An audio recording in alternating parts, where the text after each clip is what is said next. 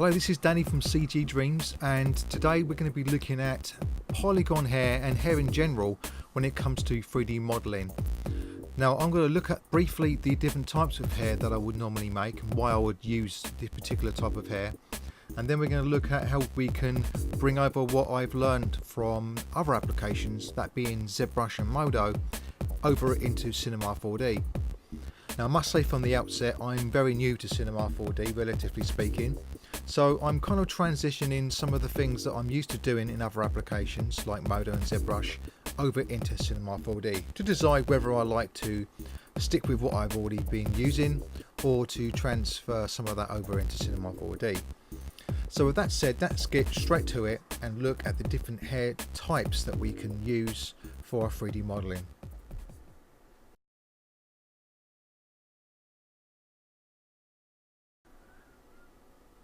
So first of all, introduce you to this asset that I made last year. This is a low polygon asset. It's subdivided, it's had some sculpting done on it, as you can see, and for the purposes of this video I've covered over the necessary parts because she has actually got some clothes in another version of this made from Marvelous Designer.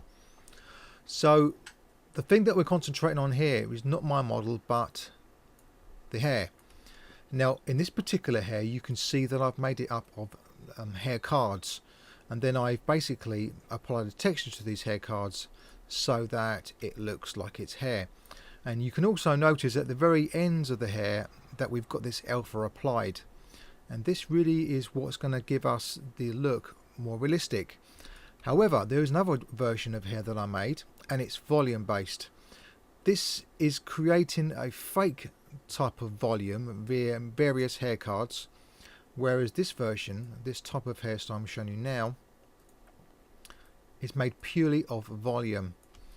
Now this is very low polygon, and it was created by simply creating topology over the top of the head and then just basically sculpting into a larger volume than the actual base head itself. If I was to look at this in solo just for a moment here, and we'll go to the low res version. In fact, let's just take the texture off as well. You can see here what kind of polygon count I've kind of settled with, and this isn't where I would normally leave things. I would just start with this, and then I would make additional hair strands that would go over the top of this to make it look more realistic. And in this case of an animation, I would apply the animation with a rig down through the ponytail. So I would add bones down through the ponytail if I wanted to add a little bit of movement to it. So the other layer is this layer here. Let's just turn this off just so we can solo it for a minute. This is the secondary layer, and this is still using hair cards, but because I know that I'm not going to be animating this, I've chosen to add a few hair cards just to add a little bit of definition or form to the silhouette. Silhouette is so essential. So without this, you simply just got this basic form and shape, and obviously you can sculpt a different form and shape into this base geometry here, but I chose to have some hair cards that are going to come off this, and when they're combined it looks like quite a nice hair solution. And if I was just to turn the texture back on, you can see how this is working.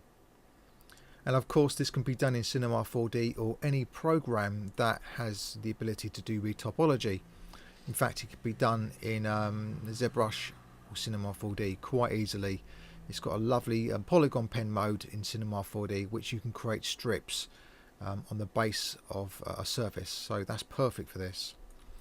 So this is the way that I would recommend going if you wanted to have some animation for hair but add a little bit of realism, maybe just a few pieces here and there, but with hair cards and alphas. And overall the results ain't half bad, especially if you're trying to create something which is low polygon asset. Now another thing that I want to touch on just briefly here is the topology. Let's just look at this for a minute. I just want you to notice that I've made sure that I've got an edge loop all the way around the edges here. This is so that when it's applied to the character, it's got some geometry to penetrate just through the surface of the head. And what this will do is it'll make it so that it's seamless and that you haven't got any gaps showing there, as you can see there. And this is by adding this extra loop on the outside of there, shall I say, on the edges. You can see here that it's fitting very snugly, or snug against the head geometry, which is exactly what I was after. So keep it as clean as you can. That's my message for this. Also, when it comes to UVs, don't skimp on UVs. Do a reasonable job on them. So let's have a look.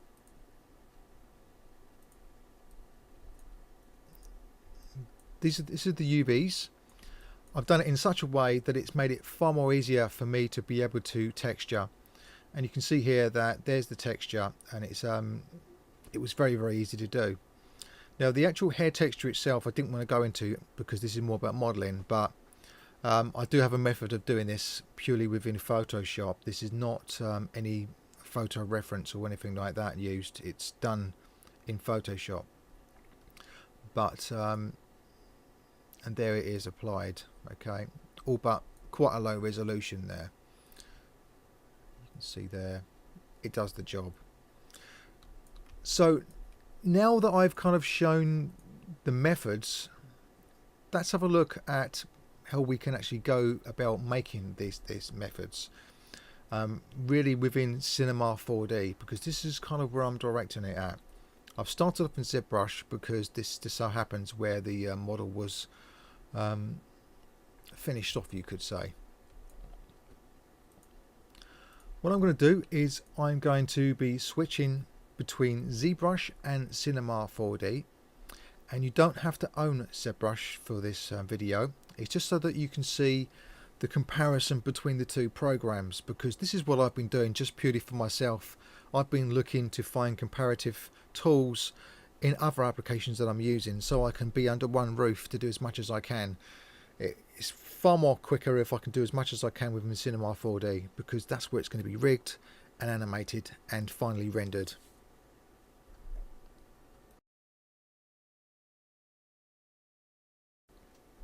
So first of all, we're going to be looking at the volume based extrusion on this particular head, and let's just select the geometry.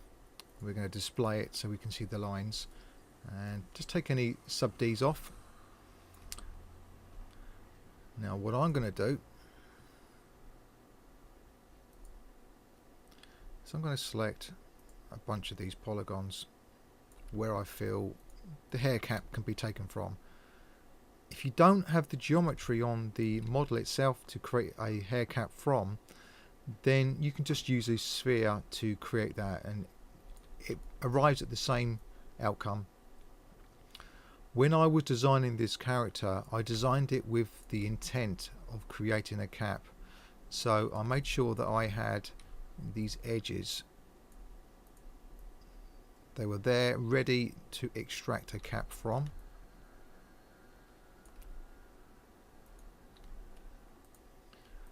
And then from the mesh menu, the commands, we go to split, and it will create a copy of that selection. And there it is.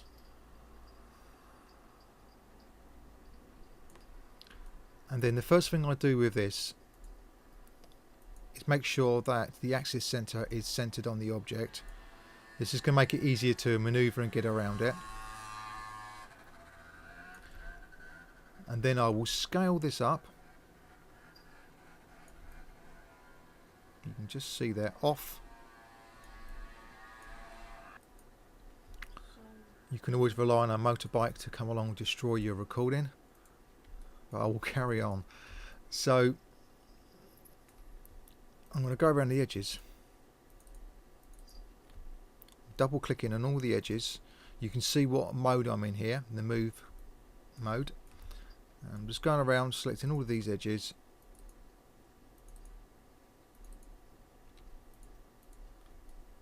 like that.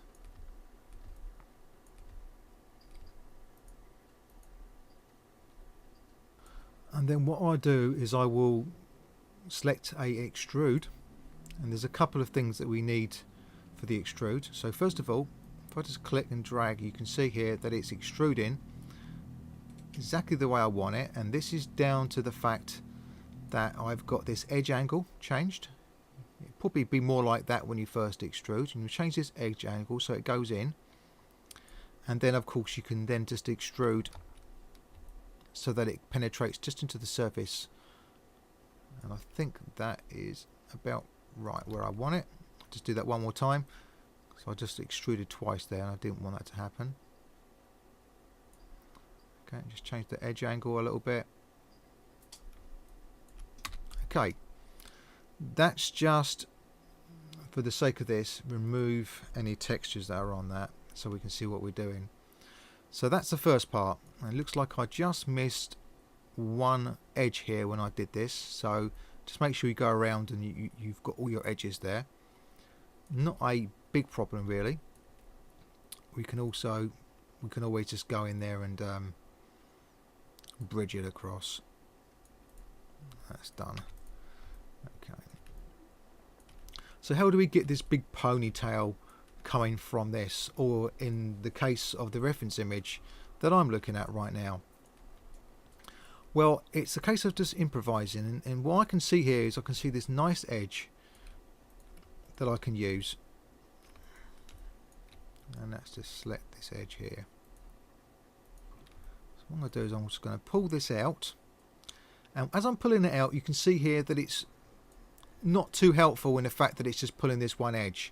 Now I can grow this selection, which I don't want to do, so I'd rather apply a soft selection to this.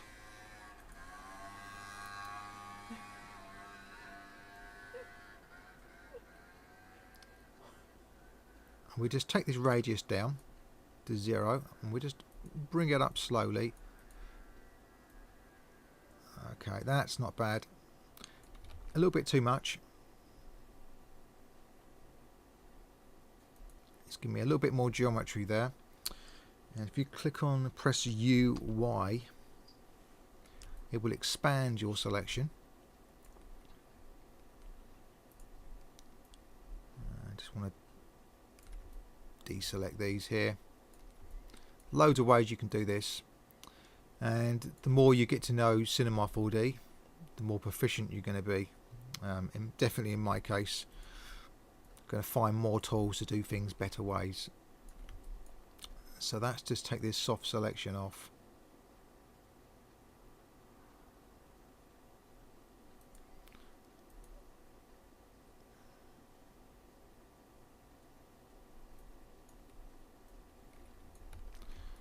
And then we can start extruding. So the control key. You can make big extrusions if you want to, as long as you're aware in the direction that you wish to take the geometry. So I'm going to be making some alterations as I'm going along with this. So the R key for rotation, and where I feel I'm going to be taking a completely different direction, say for instance if I wanted the hair to go all the way around one side over the shoulder, then I would start to redirect it quite early.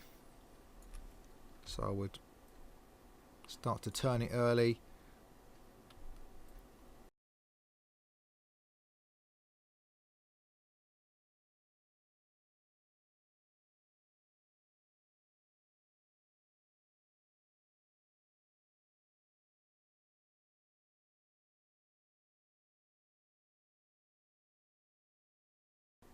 And let's just start to reorder this. Now at some point, this is something that I like to do. Let's UY a few times to increase our selection.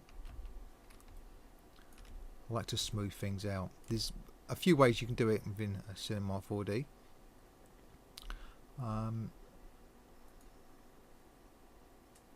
I've created myself a universal layout here so that I've got my modeling, sculpting and hair tools all in one place. If you want this layout, just ask me and I'll give it to you. It's still got a few things I want to add to it, but it's got everything that I need, all the tools. So the tools that you're finding down here is found exactly the same in the modeling layout, and I'm going to use this tool here, which is to iron out the surface. You can see here what it's doing. It's basically evening out the surface, making it much more cleaner in the way that the geometry is flowing, and this enables me to work way more better. And of course, once I've done that, UK is the keyboard shortcut to decreasing the selection. Then I can just go back to my modeling tools and continue my extrusion.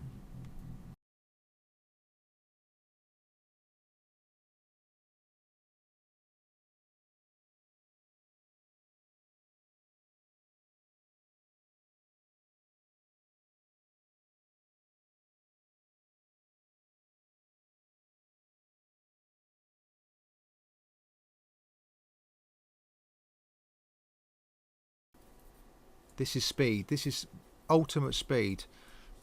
You can do exactly the same thing by selecting vertices and then pulling them out. But why make life far harder for yourself and take longer in the job when you can do just as good a job? Especially when you're going to the sculpting tools, which I'm using now. If I use the grab tool, it works very similar, only that you've got the ability to smooth holding the shift key as you're going along. So I'm pulling out geometry. Also, you can actually pull out according to the normal. I'm just holding down the control key. You can see there. This is something that I use in ZBrush. I will pull out towards its normal. And this helps if you're working from an angle, but you wish to pull it directly out to its own normal, which you can see there. So it enables you to add volume. Something that I should have added really at the beginning of the extrusion part.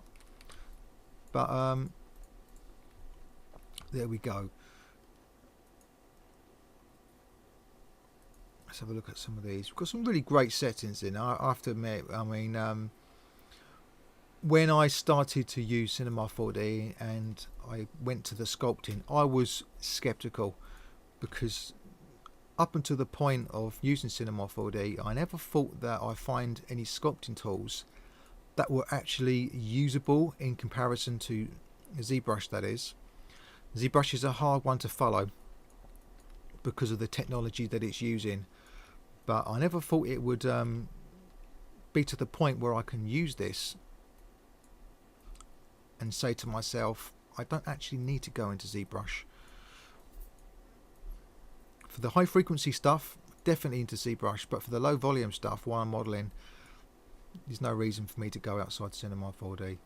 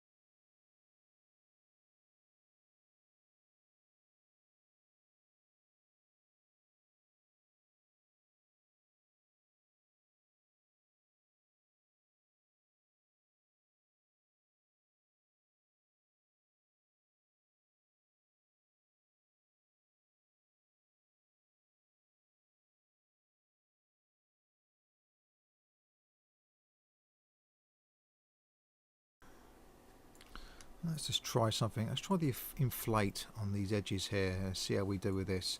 This is something that I would use in this situation in ZBrush, and it looks like it's working in a very similar way. It's giving me more volume at those ends there, so I can continue to extrude them out. Perfect. So yeah, the inflate works how I would expect it to work. And of course, when you go back into the polygons, you've now got some more polygons to start to work with. Another little tip that I would like to mention here as well is sometimes I like to extrude off a completely straight surface. So what I would do in those particular cases is I would use the scale tool. As you can see, the scale at the moment here is not aligning to the overall selection. So let's try aligning the work plane to the selection, and that should allow me to flatten out according to the work plane. We just right click on this,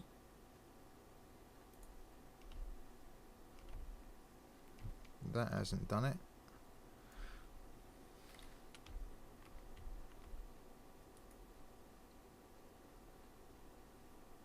There we go. So we're object,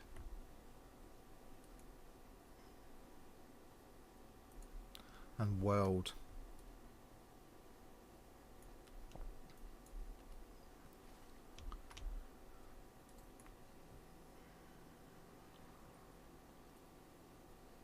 Selected, that's what I'm after. Okay. And by doing this, I'm holding down the T key, and if you hold down the Shift key, it quantizes it, and you can see you've got the percentage here. And you take it down to 0, it will flatten off the surface here so that you can start to redirect it much more cleaner.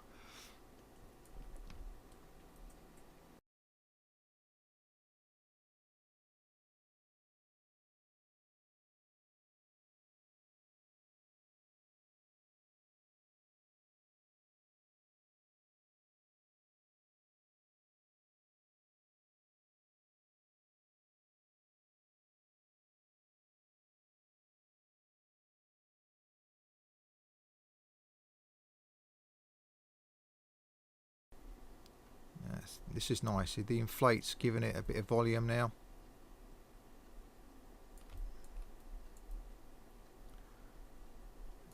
So yeah, I haven't got a great deal of experience within Cinema 4D when it comes to sculpting, but I have to admit that it feels great. It really does feel great working with it in here. You can kind of see where I'm going with this.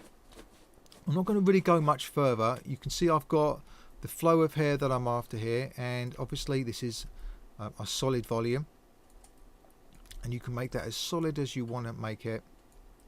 The inflate tool seems to do a great job when doing this. You can see there.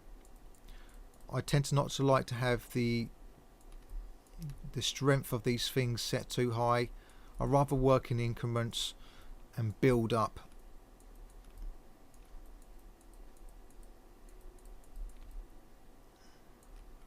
Looks like I've got to do a little bit of work in here.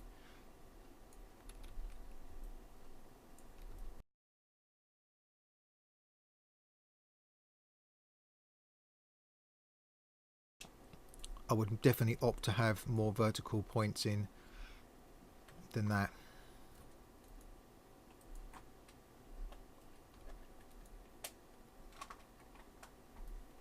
Just evens it out a bit.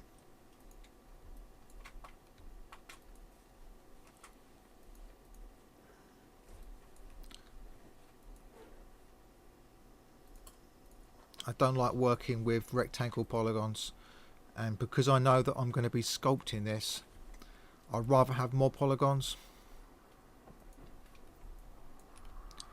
If that would be allowed, you know, for the polygon limit that I'm trying to target, I'd rather have more if I can get away with it, because rectangle polygons do not sculpt well.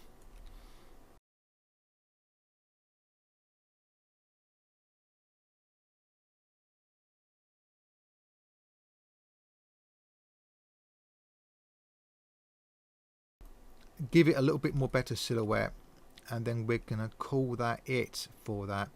I just want to show you the results and that it can be done within Cinema 4D.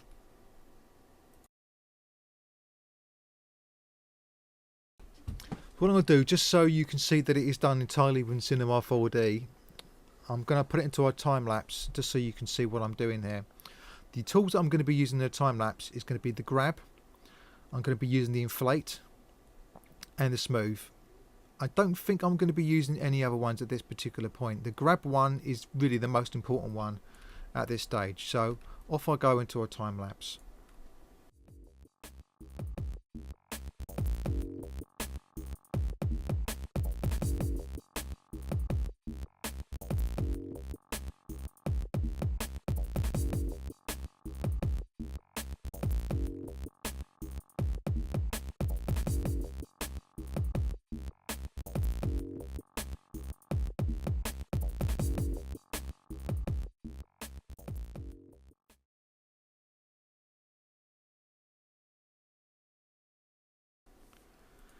So now I've got the basic volume, I'm pretty happy with the overall shape that I've got here. I could work on it a little bit longer to smooth out some of the areas. That's something that you can do if you've got more time. But for the most part, I think I've got the volume that I want in it. If I didn't, I will continue to add the volume. The next stage would obviously be going to the sculpting side of things so that I would subdivide it. But before I did this, I would definitely make sure that I've got some good UVs for this to lay it out so it really is got a good set of UVs. Very, very, very important. To make it far easier for you to texture. I'm going to skip the UV in process. It's something that you can do yourself. And yeah, and of course if I was to animate this, really I wouldn't be styling it like this myself. I would extrude right from here. Just say okay. I will keep the head symmetrical, this cap symmetrical, and I'll extrude straight down like that. Do it just once, and then I would use the slice tool to evenly slice it. The reason why I would do it this way, and I'll probably taper it off as well, going down to a nice fine peak. The reason why I would do it this way is because it makes it easier to UV map. Once I've UV mapped it, then I could go ahead if I wanted to rig it and then style it to similar to what it is there, and then I could use my sculpting tools to finish it off. So that's another way that you can work. In hindsight, probably that's the way I would go, but because I'm doing this kind of style, being as I was styling it like this, in my mindset I'm thinking it's going to be a steel. But for you, if you're animating it, you may want to do what I just said, just extrude it straight down. But yeah, you can still animate the ends of the hair, I suppose, but that's pretty cool. Next stage is to go to the sculpting, where you can add a little bit more detail, so I'm going to do that next.